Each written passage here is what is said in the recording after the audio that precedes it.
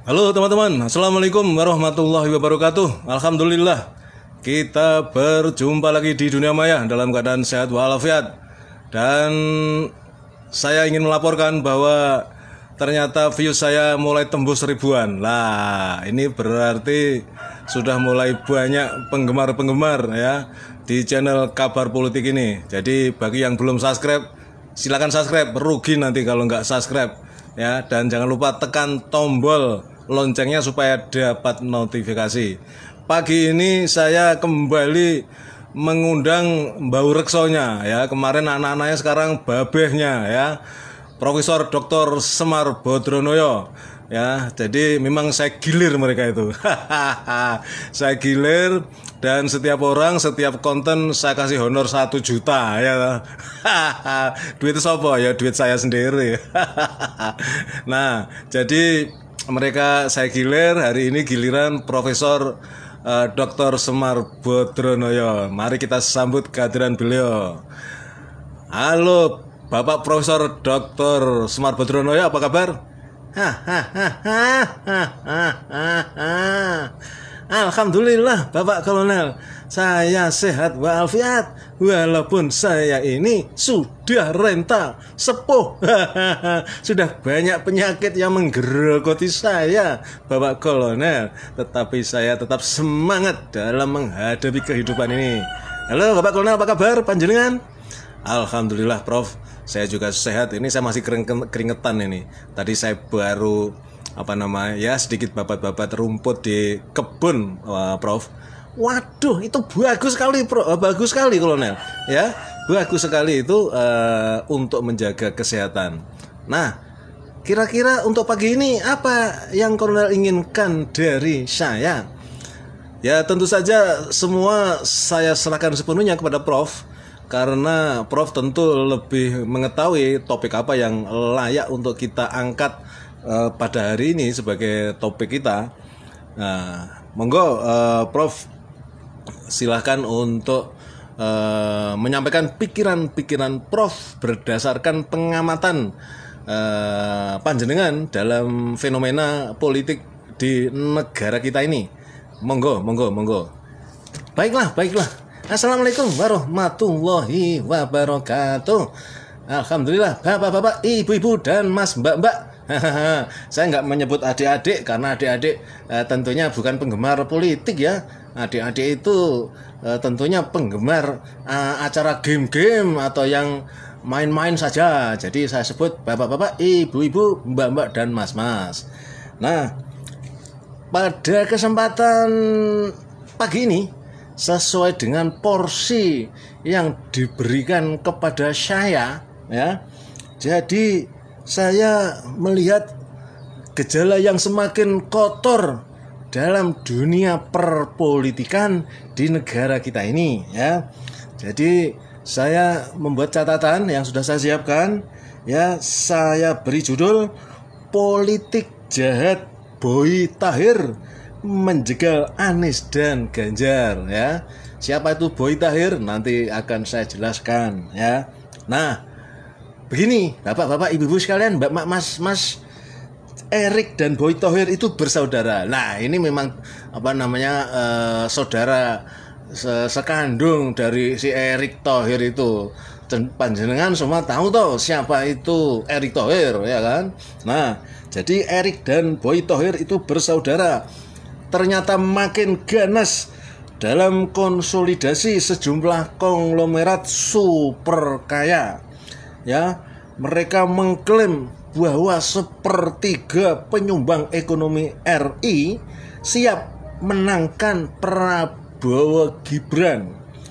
Deklarasi culas itu muncul di tengah isu pilpres curang.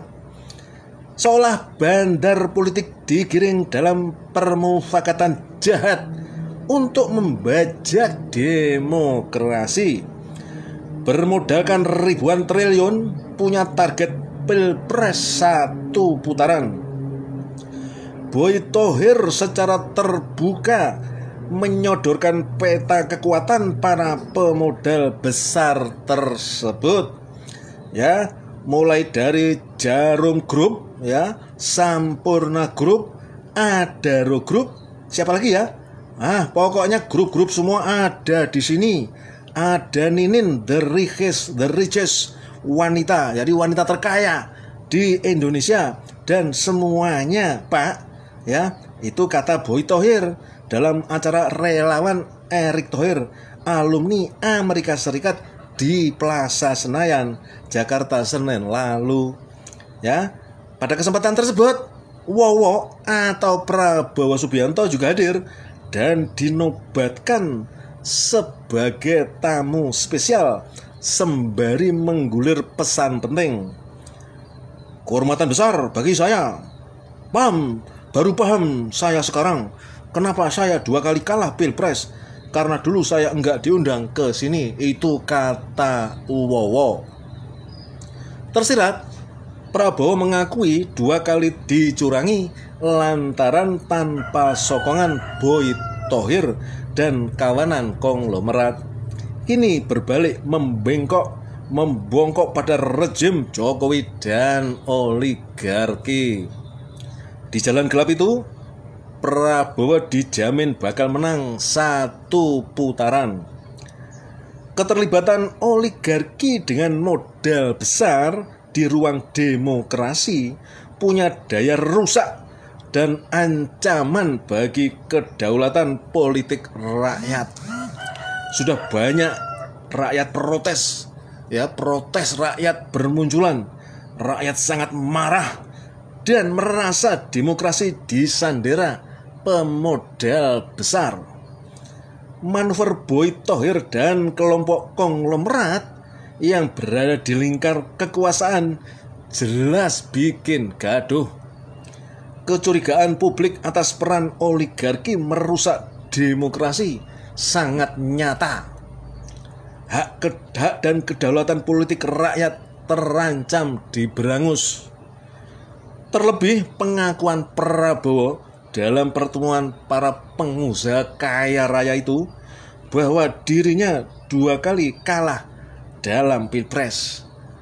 Ukurannya karena tidak disokong oleh jaringan oligarki. Seolah menang atau kalah atas restu pemodal besar. Pertemuan Boy Thohir dan pemodal besar menjelang pemungutan suara tanggal 14 Februari 2024 harus disikapi serius. Demokrasi tidak boleh dikangkangi kelompok oligarki demi menyingkirkan kehendak aspirasi rakyat. Jelas jahat dan culas mereka itu. Wahai rakyat, bersatulah kalian lawan kejahatan oligarki. Demikian yang bisa saya sampaikan, Bapak Kolonel. Jadi itu menurut pengamatan saya dan monitoring saya di berita-berita yang saya amati di baik di dunia maya maupun media sosial dan media mainstream, ya, ada konspirasi jahat para oligarki dan konglomerat yang luar biasa ganasnya untuk merusak demokrasi di negara kita ini, Bapak Kolonel. Demikian. Wah, berarti bahaya ya, Prof ya. Bahaya ya. Jelas sangat berbahaya itu, Kolonel. Ini luar biasa. Rakyat harus bersatu ini, ya. Paling tidak ya, pada kesempatan ini sekaligus saya sampaikan kepada saudara-saudara para ahli hisab. Apa itu, Prof? Namanya ahli hisab, para perokok, ya, mereka yang hobi merokok, ya.